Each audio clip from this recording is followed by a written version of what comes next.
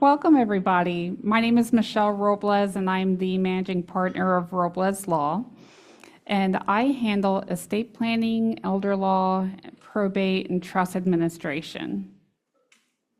So we've been around since 2019, and I take a different approach than most attorneys when it comes to estate planning. What we do is we offer a holistic approach of estate planning. We look at everything that you and your family might potentially need in the future. And we also take a look at everything you have to make sure we are planning for everything correctly. We want to make things as easy as possible for you and your family in case the time comes where, unfortunately, we're all headed in the same direction where these documents might be needed. By a show of hands, how many of you guys have a will? Okay. How about a trust? Trust, okay. How about durable power of attorney? A couple of you, all right, great. And how about advanced healthcare directives, living wills? Okay, so you guys are well versed with some of the documents. I'm just going to give you a brief overview of what the documents are, because our goal today is to protect your family tree. We want to make sure we're making things as easy as possible for you and your family, especially when something happens. Unfortunately, we all cannot escape that. You know, we're all terminal. That's not going to go away unless, you know, a miracle happens, then that could potentially happen. But realistically, something's going to happen. And we want to make sure that we are well prepared for that. So what you have to do is, while you are good, you need to put certain documents in place because you need capacity in order to sign some of these documents. No one else can do them for you, typically. Our goal is to avoid guardianships from ever happening over you. Who's familiar with a guardianship? No, okay. How many of you have heard of probate? Yeah, probate's not a good thing, right? Guardianships are worse. So a guardianship is actually when the court has to step in to give someone rights to handle things on your behalf. And that's because you didn't have it in place beforehand. Guardianships are terrible. I will admit that. As an attorney, I hate going to court. I want to keep myself out of court as often as I can. And what we do is we do pre-planning instead. So instead of having to deviate and go to the court to put things in place for you because you didn't do it yourself, we want to take that power away from the courts and actually put it back in your hands. So by pre-planning, you can actually do that. One of the things that we would do in exchange for a guardianship is durable power of attorney. That is who can legally do financial things on your behalf. You are selecting who you trust to do that. And that power starts immediately and continues on until the day you pass away. What that does is they have a document in their hand that they can go to a bank, pay your bills, call insurance companies, sell property, anything that you might need. A lot of people think, I'm married, my spouse can do that for me, and that is not accurate. Spouses still need a power of attorney to handle certain things on your behalf. They cannot sign on your behalf. Not to say that you might, accidentally sign a check or something in your spouse's name, but you have to have the legal right, even just to simply open the other person's mail. Who would have thought about that?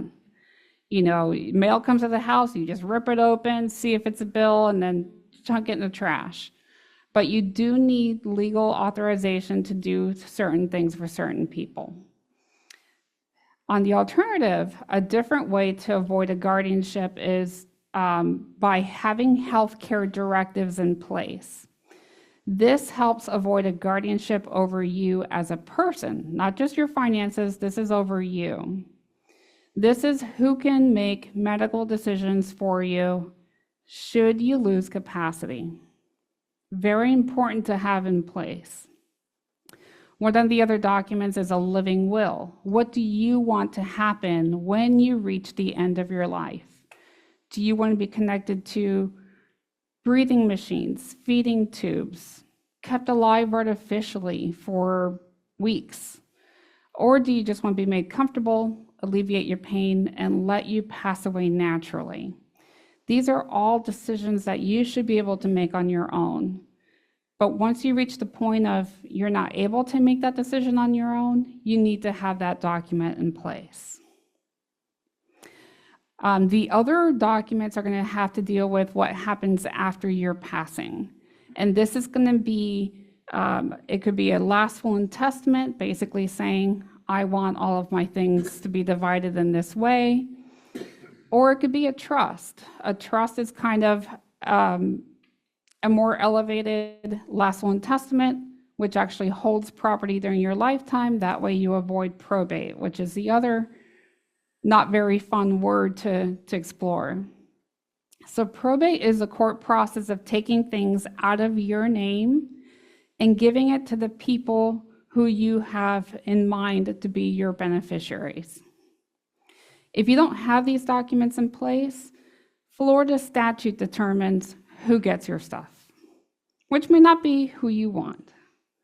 So let's say, for example, you have 3 kids. One of the kids is disappeared from your life 20 years ago. Under Florida statutes, they would still be entitled to receive something. How about the grandchild, again, who is estranged from you? You may not want that to happen. So by taking that power and doing those documents ahead of time, you get to dictate who gets your stuff, who's going to be in charge of making sure that happens. And probate, people think I have a last will and testament, I'm not going to go through probate. Well, the will is actually instructions for the judge so that they know where you want your stuff to go. So it doesn't avoid probate. There are other assets that you can actually take and put a beneficiary on currently. That's all of your bank accounts, life insurance, retirement accounts, annuities. All of these things, you can actually put beneficiaries on it right now to help avoid probate. That will bypass what the will says, and it's going to go directly to the people who you have listed as a beneficiary. With all of these things, it's kind of, I like to think of it like putting a puzzle together. We're going to look at all of these little pieces of your life, and we're going to make sure it goes into this perfect picture that is going to be exactly what your wishes would be. So with that, we actually handle all of that in our office. A consultation can be set up for 30 minutes. You walk in, tell us what your concerns are. We do a general overview, and then we can give you an estimate as to what something like that would cost. Some attorneys charge for that consultation, others do not, so just be aware of that for when you start calling around. Some of them will charge a flat fee like we do. Some of them will charge by the hour, and just be careful because you could end up with a big surprise. Like my mom, who doesn't like to make decisions. Her attorney bills by the hour, and she learned that lesson the hard way. But our office is set up with, we have 3 attorneys that work from here. We're based here in Sarasota and also in Tampa.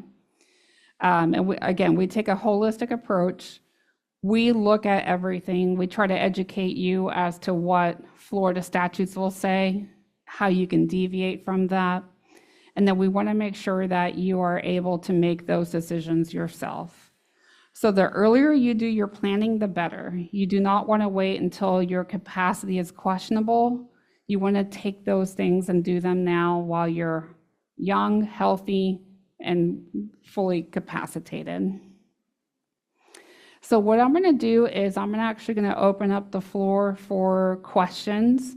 I know I already had one question, which is, what happens if we have estate planning documents from out of state? That's a great question. So when you are coming in from a different state, Florida says if it was valid in your state, it's going to be valid here.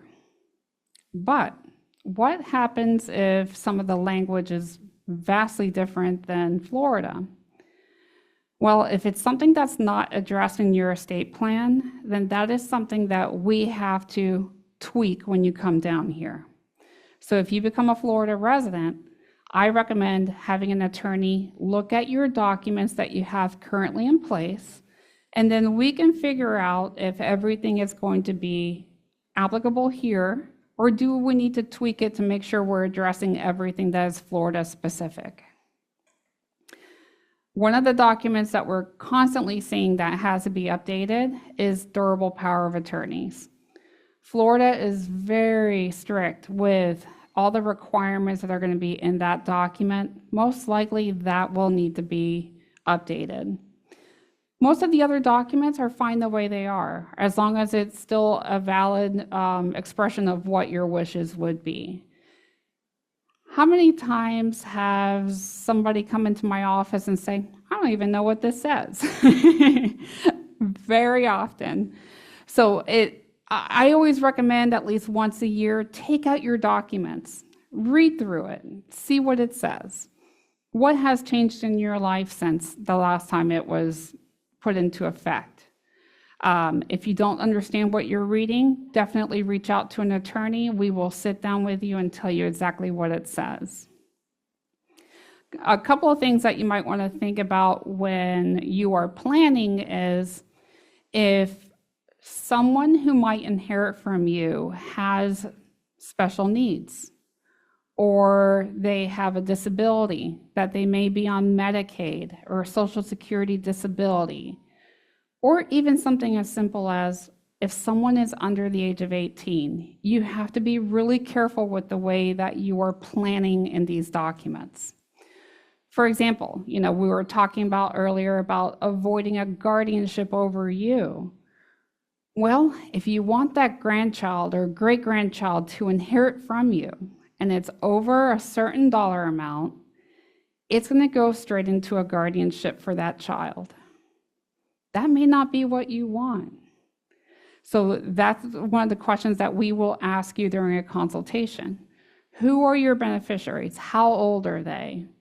When it comes to somebody who might be on a disability or Medicaid, or some other type of government program for their state, we need to know that. We need to be able to make sure that when we plan, we're planning for success.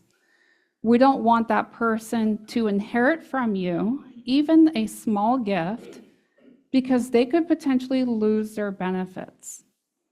And that would be devastating, unless you're leaving them $1 million. We have to think about even just a $1,000 gift could potentially make them lose their benefits for up to a year. We don't want to have that happen. We want to make sure that we are planning accordingly so that that never happens. So these are all the little puzzle pieces that we have to think about. Another thing too is, we're planning for your incapacity. We want to make sure that should something happen to you, but you are still alive, that you are putting the right people in place, the right documents in place, so that that is a smooth transition for you. So for example, we talked a little bit about a living will. One question I always get is, well, I want a DNR. Who's heard of a DNR? Yeah, a couple of you, okay. So a DNR is not something that attorneys prepare. These are actually done by medical doctors, hospice care will actually do those as well. And a lot of people think, I have a DNR, I do not need a living will. Those are two different documents. Those are going to be, so a do not resuscitate means if I can survive something or not, I do not want assistance. I don't want CPR. Well, you can have multiple strokes and survive them. You can have heart attacks and survive them. There's a lot of things that you can do or have nowadays that is survivable. With a DNR, they would not be able to give you the assistance. You're basically saying, I'm out, don't do anything, I'm done.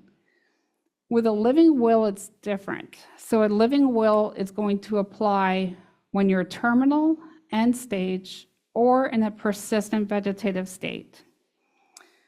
And two doctors say that you are not just in that condition, you have now reached the point of no return.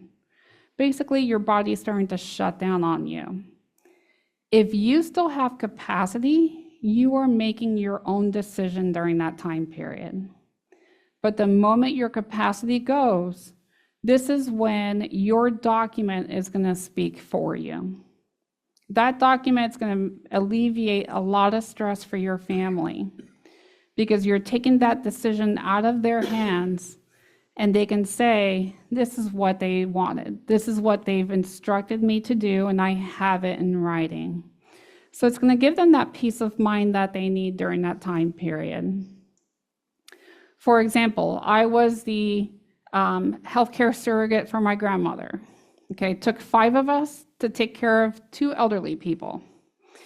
Grandma passed at 97, grandfather passed away at 102. And he was in better shape than I was. He always told me, nothing hurts. And I'm like, how is that possible? I'm in my 40s and everything hurts. But with grandma, she had a early onset dementia diagnosis. But she was perfectly fine for decades. And she reached the age of 97, and she was fine that morning, had a fall, and her mind snapped. I was not prepared for that because I was thinking, oh, she fell, okay, we're going to deal with some soreness. No, we ended up in the ER because she could not stop screaming. So we thought she broke something. Unfortunately, she did not break anything, but her mind snapped into a higher level of dementia. So we're at the hospital. They tell us, we're sending her home with hospice. And I'm like, what are you talking about? This morning, she was arguing with all of us. She pinched the caretaker because she told us the truth of some, she didn't take a shower. I can't remember what it was. But my grandmother rose hell all her life, all the way to the end. And when they said it was time to send her home on hospice care, it threw me for a loop. So the first thing I did was I took out her documents, read through them, and in the living will, it instructed me that once she reaches that point of no return, she just wants to be made comfortable, alleviate her pain, and let her pass away naturally. And that's what we did for her. It was the hardest, not really a decision because I'm following her rules, but it takes an emotional toll on you. As a survivor, you want to make sure you're doing what they would have wanted, make them comfortable, let them enjoy their last moments. And that document is peace of mind, not just for you, but for your family that you're leaving behind. So those are kind of the documents that we are talking about when we talk about an estate plan. I recommend take them out, read through them, making sure it's exactly what you want. If you do not understand something, please go ahead and reach out to an attorney to help you with that. There's nothing worse than not knowing what it says until it's too late.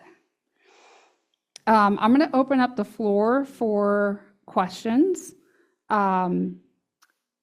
Just note that if I tell you it might be dependent on what your documents say, I'll make sure that I address that, but then I'll give you a general answer.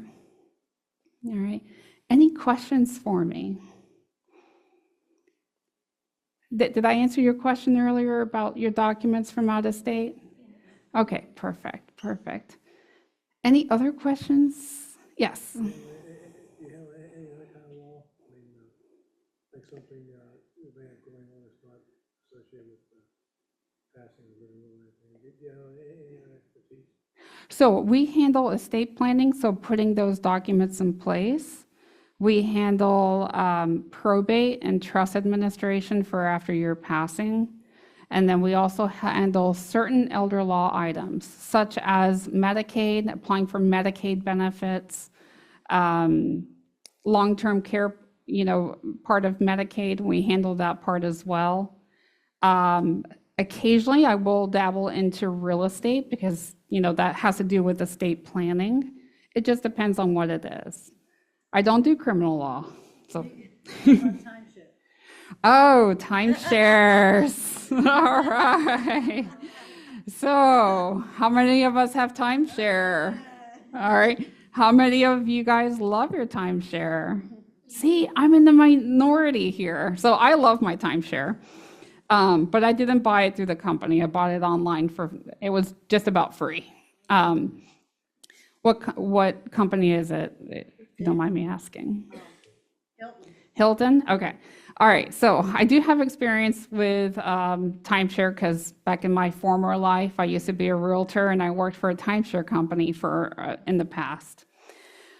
So timeshare, for those who don't know, it's a vacation club that you purchase into and then you're stuck there forever. Yeah. All right. So on the estate planning side, we always have to decide, do you want to keep that timeshare and pass it off to your family, make them pay for it? Or do you want to kind of dispose it? Usually I get the response that they want to dispose it. So I do not handle timeshare exit plans, but I can give you some hints on how to do it, and I can refer you to an attorney who does. There are ways to resell it. There are ways to basically do a deed in lieu of foreclosure. The reason why I say foreclosure is because some of these programs are tied with a deed to real estate. So you actually own a very small, tiny fraction of the timeshare building. If that's the case, there are things that you can do to get out of it. One is contact the company, see if they're willing to take it back. They usually don't. Yeah. The other one is to basically stop paying the quarterly dues. Go far enough behind in your payments to where they have to take it back. And then you just hand it back to them. The problem with doing that is you're probably going to ruin your credit. So you have to be willing to forgo that. The other thing that you can do is reach out to an attorney who handles timeshares and then see if they can negotiate an exit. You can also try to sell it off. Sometimes they have luck with saying it was fraud when you got into it, but if you're like years down the road, it's probably going to be tougher to do. But if you need a contact, let me know and I will gladly refer that to you. Yeah, great question about timeshares. Yes. Carl and I owned 2 timeshares. We had for many, many years, and we enjoyed them. But now at our age and with his Parkinson's, we couldn't do that. It changes, yeah.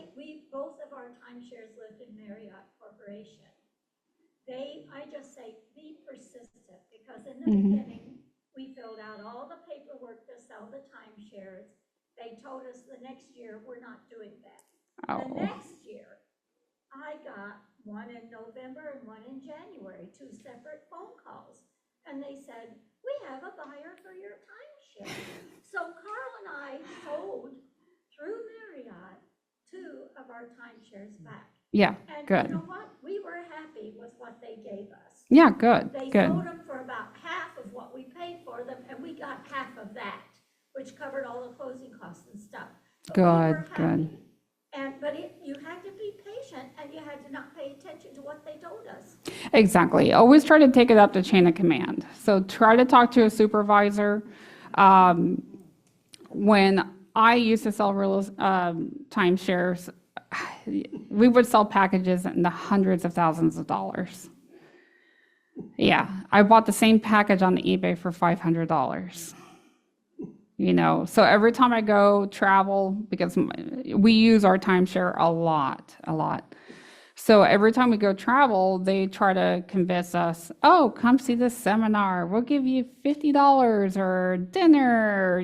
They try to catch you on that. Don't fall for it. They always want to try to get us to purchase more points so that I can convert and get more benefits. And I'm like, no, I'm good right where I'm at. So they're very persuasive. They're very bossy. Take it up the chain of command if you need to. There are attorneys who specialize in that, or you can be persistent. Just keep talking to somebody within the program, tell them, life has changed for you, no one else wants it. There's nothing worse than getting your family stuck into the same cycle unless they're going to be using it. So that's a great conversation to have with your family is, if you want to inherit this, we will keep it. We need to put it in our documents that you are going to get this property. Otherwise, an attorney like me has to do what's called a petition to abandon timeshares. And we do them in the probate process so that your family doesn't get stuck with something that they do not want. But great question. Great question. I have a Those are one of question. those I'm online. pesky little questions I always have to ask during my questionnaires. All right. Any have other a- questions? Yeah, I have a question. I'm online. You can't Okay, see me yes. right now. Does a will supersede a beneficiary on a bank account or annuity? Okay. When so you have a her- beneficiary marked on your, accounts, does a will supersede that? So her question is, so that everyone can hear, is does a will supersede a beneficiary designation on a bank account or retirement account? The answer is no. What you have in your financial document with that institution is going to supersede everything. The will is basically for everything that does not have a beneficiary. So when we sit down to do a probate consultation with the family, we have to look at the assets that are probatable and the ones that are non-probatable. If it has a beneficiary, it's non-probatable. We completely ignore it because there's nothing that we can do about it. Whatever that bank or financial institution has on hand is what's going to go. Same thing with accounts that are jointly owned. How many of you guys have a bank account where one of your kids is on there? No. Good. That's the answer I want to see. And the reason why is if they are on your bank account, if they're on there as a signer, they just have the right to pay the bills. Nothing else. Nothing in that account is theirs. If you put them on as a joint owner, guess what? Joint owner, they get to keep whatever is in there. Their siblings do not get anything of what's in that account, okay? Beneficiary designations or ownership is vastly different. It's going to bypass anything that the will says. Same thing with a trust. So trust can own property. If the account or the property is not in the name of that trust, it defaults over to beneficiary designations or will. If it's in the name of the trustee, which is you first, something happens to you, we have successor trustees built into these documents. They are going to be able to step into your shoes to handle that asset, that bank account on your behalf. But that does not mean it's theirs. That's the difference. So that trust account has to be managed according to what your trust says. So it acts in exchange of you, but it does not supersede what the trust says. They're just in charge, they're not the recipient. So a lot of people that we see think, I'm going to leave everything to this one child, and they are going to divide it among their siblings. But the will says they get it 100%. Guess what's going to happen when that person passes away? They're going to take it all. They're not going to share it. And legally, they don't have to share it. Okay?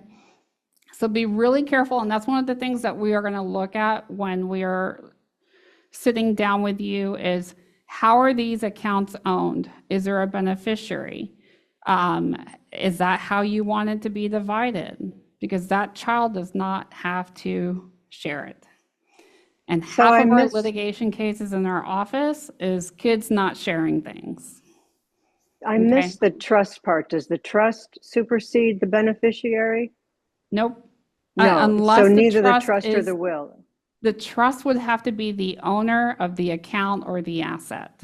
Then it'll supersede everything. Okay. I'm not sure I follow that.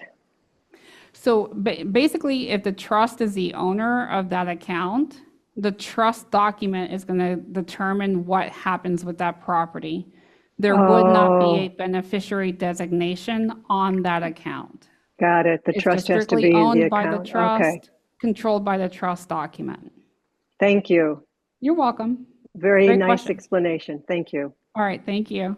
Yes, sir. Okay, I have another guy survey that 15 years ago, and so I was trying to do, I had appropriated. Okay. So my state is, there's just property in Tallahassee, 2 properties in Tallahassee, and still the state is a part of the state. If something happens to me, what happens to the rest of it? Can I get this as my portion of the state or? Yeah, so let me understand this correctly. So you lost somebody in your family, you went through probate, you inherited from them? Okay. And then now you're asking if something happens to you, what happens to that property, correct? I have 2 sisters. Okay. Do you guys co-own these properties together? Okay, so that's a great question. So if you co-own property together, depending on what type of property that is, it's going to be owned in a couple of different ways. One of which is joint with right of survivorship. If that's the case, just like how it says, you guys own it jointly. If someone passes away, it goes to the survivors. Just like a joint checking account. That's a perfect example of that. If the ownership is not joint with right of survivorship, it's called tenants in common. Basically, you all own fractions of whatever this is. In that case, if you pass away, your percentage of that ownership goes through probate to go to whoever it is that you want. So the way around that is, well, partially. If you have a last will and testament and it says, I want all of my ownership to go to this person, it has to go through probate, but that's who the owner is going to end up being. And then that person is going to be co-owners with everybody else. If you put your ownership in that property in a trust, nothing happens at your passing. The trust is going to say who gets it, and they are now going to be the new owners. It just needs to get transferred over there, but without court. Okay, so it just depends on how that ownership is actually listed. That's one of the things that we're going to look at is when we ask you what property do you own, we're going to look at the deeds and make sure how that ownership is, and then make sure it's exactly how you guys want it. If it's not, we can fix it. But how often do people end up owning real estate with the family members they don't like? Happens quite often. You know, when that could have been handled ahead of time, and then we can help avoid that situation. Because there's nothing worse than owning property with 3 siblings that can't stand each other. They've never been able to stand each other. And then here they're stuck owning real estate. One wants to live there. The other one wants to move in. And then the third one wants to cash out. That's straight into court. That's a partition action. My office does not do those. But it becomes a mess. So you also have to think about how are these people going to end up owning property and how is that going to go for them? But great question. Does that kind of answer your question? Yeah, so look at the deed or the instrument where you inherited and see if it says joint tenancy, or if it doesn't say anything, it's tenants in common, and that means probate. Okay? All right. Any other questions? No? Okay. Well, I will be here for a couple of minutes if you have any questions and you want to come up. Yes. Get your email address and all. Absolutely. I've got some business cards, I've got pens, I've got a little brochure about my office. Yes, absolutely. Yes, sir. So we're kind of all in the same situation here. We're new to the state, not as, who's here to help us out. So why would I choose your firm to represent me? I want to have my trust analyzed and move forward from there. Yeah, so his question is, he's coming from out of state, which most people here in Florida are. And how do you choose the right law firm for you? So it depends on how you feel comfortable with them. You definitely want to interview a couple of them. Everyone's going to be vastly different. We've got, the litigators are in downtown Sarasota that, they like to feel like they're smarter than everybody. And then you get somebody weird like me who doesn't wear a suit and talks to you like you're a family member. It just depends on who you feel most comfortable with. Definitely interview them. If they are charging a fee for a consultation, that might be a red flag that might not be the best place for you. But, the free consultation's there for a reason. And that's why, if you're coming into my office, you're just going to automatically love me. Because, so my last name, Robles, means oak tree. So for me, everything surrounds my oak tree. I'm here to protect your family tree. And that, so I treat everybody like family. When you sign up with us to be your attorneys, I tell you welcome to the family, because that's basically what we are. All of my staff is family. I don't treat them like employees. I actually get to do fun things with them. We do like painting with a twist, and, I try to have that same atmosphere for everyone in our office. And even our office doesn't even look like a typical law firm. You're not going to see law books. You're going to see paintings, a dining room table in our conference room. It's a different atmosphere. You just need to figure out who's going to make you feel the most comfortable. You're welcome. Where are your offices?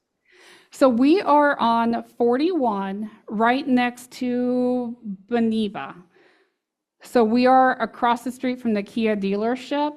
There's a marina, and our little office complex is called Snug Harbor, and it's in the back, and it's real cozy, looks like Key West, and it's got tons of windows, and I just absolutely love it. So we are south of downtown, almost to Osprey Nokomis, Palma Ranch area. So we're kind of like in the middle of the county, which is great. Perfect. So if you need to reach us for, questions or anything, our phone number, I'm going to give it to the people online. It's 941-315-2114. And if you just Google Robles Law Sarasota, we're everywhere. We just got voted next door favorite for the 5th year in a row. And we actually were selected by Sarasota Magazine as Women of Inspiration. So that was in June. So we were very blessed to have received that. We just try to be different. And we're all girls. We're all girls at the office. Can you share the number one more time? I didn't have a pen. Sure. 941 Okay. 315 Okay. 2114. Thank you. You're most welcomed. And, if I get to see you in the future, wonderful. If not, just know that we're here as a resource for you. Our website has a lot of great information on the web pages. I'm a teacher by trade, so I try to give information out as much as I can. You're welcome. Thank you. Thank you for having me. And I'll hang out for a couple of questions afterwards, okay?